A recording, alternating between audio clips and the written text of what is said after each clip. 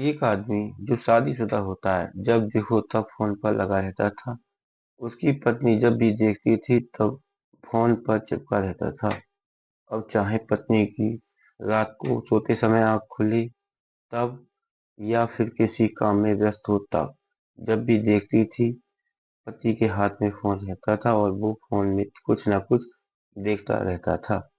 पत्नी अपने पति के इस बदले स्वरूप को देखकर, उसकी आदतों को देखकर पत्नी परेशान हो जाती है और वो अपने ही पति की जासूसी करना शुरू कर देती है। जब भी मौका मिलता था वो गुपचुप तरीके से मोबाइल को देखना शुरू कर देती है और आखिरकार जो उसने देखा उसको यकीन नहीं हो रहा था कि उसका पति एक महिला के चक्कर में आ चुका था। यानी कि एक महिला से उसका अफेयर चल रहा है। उसने जब और जासूसी करना शुरू किया तो पता चलता है कि उसके पति का उस महिला से काफी समय से अवैध संबंध चल रहे हैं। इसी बात को लेकर पति पत्नी में कलेश होना शुरू हो जाता है। पत्नी पति में विवाद होता है और दो होती है बाहर की महिला। हालांकि उस महिला को समझाने की तमाम कोशिशें की जाती हैं मगर वो महिला मानने को तैयार नहीं होती। पति को भी समझाने की कोशिश की जाती है लेकिन पति भी मानने को तैयार नहीं होता है। एक दिन ऐसा आता है कि ये बैठकर बातचीत करने की कोशिश करते हैं। कहते हैं क्यों ना हम बैठकर बातचीत करते हैं और कोई बीच का रास्ता निकालते हैं जिससे भविष्य में हमें कोई किसी भी तरह का विवाद ना हो। बस यही से एक मीटिंग आयोजित की जाती है और उसके बाद एक कत्ल हो जाता है। ना कि एक कत्ल होता है, कुछ वक्त बीतने के बाद दो कत्ल और होते हैं। ये कत्ल ऐसे किए गए थे कि किसी को इन कत्लों के बारे में भनक तक नहीं पड़ी थी, ना कोई जानकारी मिल पा रही थी। ये बात पुलिस के पास पहुंचती है। पुलिस इस मामले की जांच पड़ताल में जुट जाती है। पुलिस को कातिल तक पहुंचने में लगभग 18 से 19 दिन का समय लगता है। पुलिस ने एक दो प्रदेश नहीं बल्कि कई प्रदेशों में उस कातिल की धूल छानी थी। आखिरकार कातिल पकड़ा जाता है और जब पकड़ा जाता है तो लोगों को यकीन नहीं हो रहा था कि कत्ल की ये वजह हो सकती है। नमस्कार दोस्तों, आज की जो सच्ची घटना आपको सुनाने जा रहा हूँ वो ये सच्ची घटना है उत्तर प्रदेश के जिला कासगंज का। थाना लगता है ढोलना और ढोलना थाना क्षेत्र का एक गांव लगता है मारूपुर रोड पर रेलवे लाइन के पास में एक लाश मिलती है और वो लाश होती है एक महिला की जिसकी उम्र लगभग 35 साल की होती है। जैसे ही पुलिस को सूचना मिलती है तो सर्किल ऑफिसर आंचल चौहान, एसएचओ ढोलना गोविंद वल्लभ शर्मा, सर्विलांस प्रभारी प्रेमपाल सिंह, साथ ही एसओजी प्रभारी विनय शर्मा, ये भारी पुलिस बल के साथ घटना स्थल पर पहुंच जाते हैं और महिला की लाश को कब्जे में लेकर लोगों से पूछताछ करते हैं। और ये जो फोटो था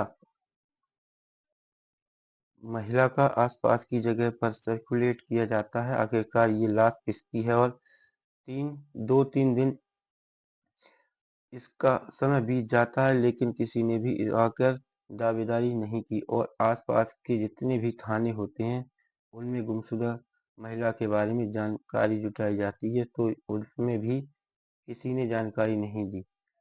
अब जैसे जैसे वक्त आगे बढ़ रहा था वैसे वैसे पुलिस का सर्किल भी बढ़ना शुरू हो जाता है। अब ना कि केवल जिला बल्कि मंडल मंडल के अब आसपास का जोन था जो का जोन का एरिया। अब आसपास के जितने भी प्रदेश लगते हैं अब उन प्रदेशों में भी पुलिस ये जानने की कोशिश कर रही थी कि कहीं महिला की हत्या की गई हो और कहीं लाश लाकर डाल दी गई हो। जब पुलिस तमाम कोशिशें कर रही है टेलीविजन के माध्यम से, अखबारों के माध्यम से, सोशल मीडिया के माध्यम से, वहाँ के लोकल टेलीविजन के माध्यम से, जो भी साधन हो सकते थे पुलिस ये जानने की कोशिश कर रही थी कि आखिरकार ये लाश किसकी है। लेकिन पुलिस को कोई भी सफलता नहीं मिल रही।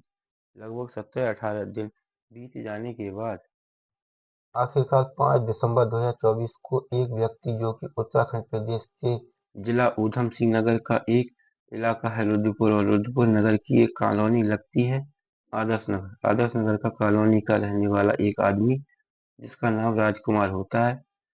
राजकुमार को ये सूचना मिलती है कि उसकी बेटी कई दिनों से लापता थी। राजकुमार को अपनी बेटी को लेकर आसपास के थाने, आसपास के जिले, आसपास के प्रदेश जहां भी से भी सूचना मिल रही थी वहां पहुंच रहा था। वो यूपी के संभल में पहुंच जाता है। वहां पर भी कोई महिला की लाश मिलती है।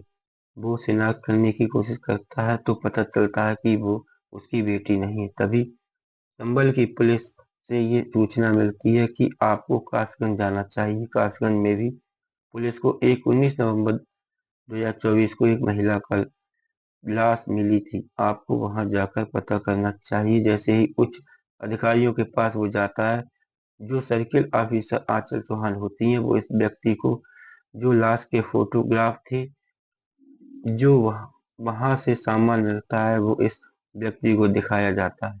फोटो देखकर ये व्यक्ति कहता है कि ये तो मेरी बेटी है।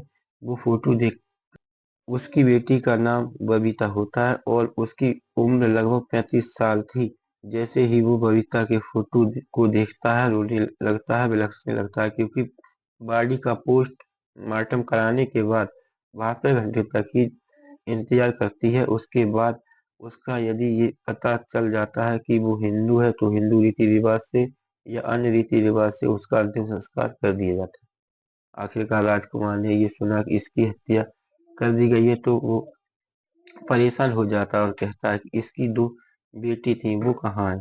जब बात पुलिस के सामने बेटियों की आती है, इस घटना को 18 दिन से ज्यादा बीत जाता है। पुलिस के सामने ये बड़ा सवाल था कि बे, एक बेटी का नाम अनन्या होता है और दूसरी बेटी का नाम अनन्या होता है। अनन्या 11 साल की होती है और अनन्या 7 साल की होती है। अब यहाँ पर इस महिला का मोबाइल मिलता है। उससे पता चलता है कि ये महिला एक व्यक्ति के संपर्क में थी। उस व्यक्ति का नाम होता है अभिषेक भारद्वाज। अभिषेक भारद्वाज कासगंज जिले का एक थाना लगता है सहावर। सहावर थाना क्षेत्र का एक नई बस्ती इलाका है, वहां का वो रहने वाला है। अब पुलिस उसकी तलाश करना शुरू कर देती है। जैसे ही पुलिस उसकी तलाश करती है तो उससे पहले उसकी एक महिला दोस्त होती है, मुस्कान। पुत्री सरफराज शांतिपुरी कॉलोनी कासगंज की रहने वाली महिला होती है।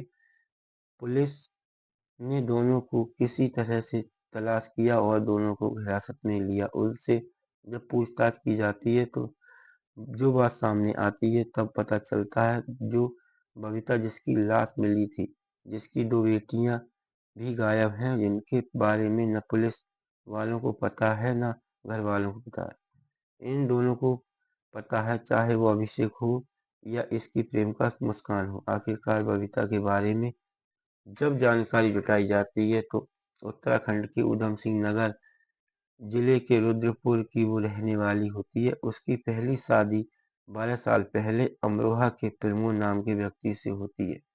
प्रमोद से दो बेटियां होती हैं, एक का नाम मनन्या रखा जाता है, दूसरी बेटी का नाम अनन्या रखा जाता है।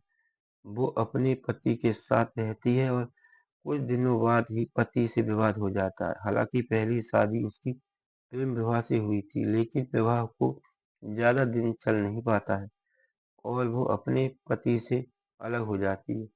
उसके बाद फिर उसकी दूसरी शादी होती है। दूसरी शादी होने के बाद भी वो अपने पति के साथ ज्यादा दिन तक रुक नहीं पाती। इस बबीता ने अपने उस रुद्रपुर से दिल्ली की तरफ रुख किया और दिल्ली की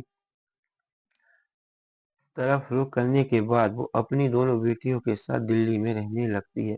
उसे काम मिल जाता है। काम मिलने के बाद उसे अच्छी इनकम होने लगती है। साल 2020-21 की ये बात है। बबीता सोशल मीडिया पर बहुत एक्टिव रहती थी। सोशल मीडिया पर एक्टिव रहने के दौरान ही उसकी मुलाकात फेसबुक पर अभिषेक भारद्वाज से होती है, जो कि कासगंज जिले का एक थाना सहावर लगता है, वहाँ की नई बस्ती का रहने वाला होता है। अभिषेक से बातचीत हो जाती है। बातचीत कब दोस्ती में बदल जाती है और दोस्ती कब प्यार में बदल जाती है। उसके बाद महिला कहती है उसकी शादी हो चुकी है, उसकी दो बेटियां हैं, अब उसका पति से तलाक हो चुका है। अगर तुम्हें कोई दिक्कत ना हो तो शादी करेंगे।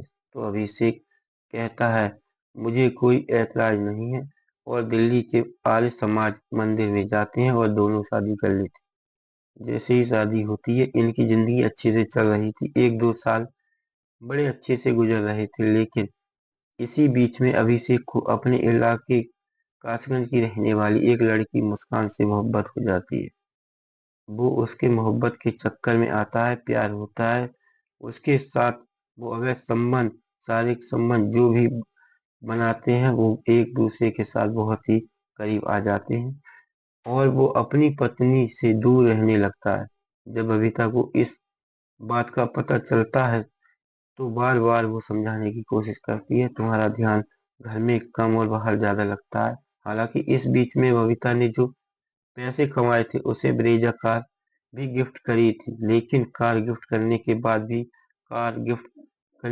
भी उसके और भी सुविधाओं का ध्यान रखने के बाद भी अभिषेक अपनी आदतों से बाज नहीं आ रहा था और वो लगातार मुस्कान की तरफ अग्रसर होता रहता है। इसी बात को देखते हुए इन पति पत्नी में विवाद शुरू हो जाता है। तब वो कहती है कि तुम या तो मुझसे पूरी तरह अलग हो जाओ या उससे अलग हो जाओ। जब ये बात आती है तो मुस्कान कहती है, क्यों ना हम एक बार मीटिंग कर लें, बातचीत कर लेते हैं, उसके बाद जो भी मसले का हल होगा हल निकाल लेते हैं। 18 नवंबर 2024 को दिल्ली से बबीता को बुलाया जाता है सहावर, जो कि कासगंज जिले में लगता है।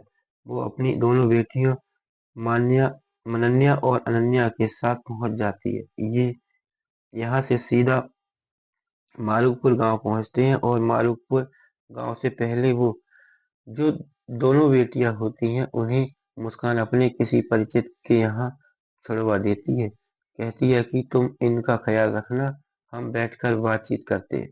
जैसे ही तीनों अभिषेक, बबीता और मुस्कान बातचीत करते हैं, उसी दौरान बबीता के सिर में कोई भारी चीज मार देते हैं। उसके बाद दोनों मिलकर उसकी हत्या कर देते हैं। हत्या करने के बाद लाश को मारूपुर गांव के पास ही एक सर्विलेंस रोड होता है, वहीं पर एक रेलवे की लाइन होती है, उसके बराबर में डाल देते हैं। अगले ही दिन 19 नवंबर को यह लाश मिल जाती है। उसके बाद पुलिस तलाश करना शुरू कर देती है। पुलिस वाले कहते हैं कि दोनों बेटियों का क्या हुआ। जब बात बेटियों की आती है तो वो कहते हैं कि अगले ही दिन यानी कि 22 नवंबर 2024 की रात ये बात है, बेटियों को घुमाने के बहाने कि आओ तुम्हें सैर कराते हैं, सैर कराने के बहाने ले जाते हैं। उसके बाद बारी बारी से दोनों का गला घोंटते हैं और मार देते हैं। हत्या करने के बाद एक बेटी को थाना सहावर क्षेत्र में फेंक देते हैं और दूसरी बेटी को थाना सिकंदरपुर थाना क्षेत्र में फेंक देते हैं। पुलिस वाले जब अभिषेक और मुस्कान के बाद बताए गई जगह पर पहुंचते हैं तो दोनों लड़कियों के कंकाल मिल जाते हैं।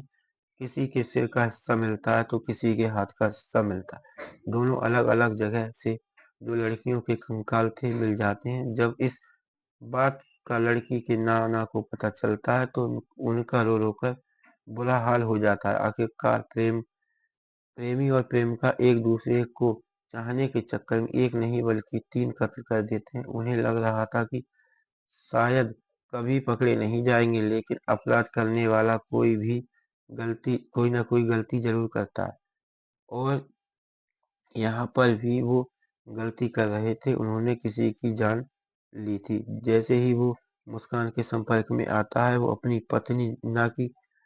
पत्नी की बल्कि 2 सौतेली बेटियों की भी हत्या कर देता है। आखिरकार वो पकड़े जाते हैं और पुलिस उन्हें गिरफ्तार करके जेल भेज देती है।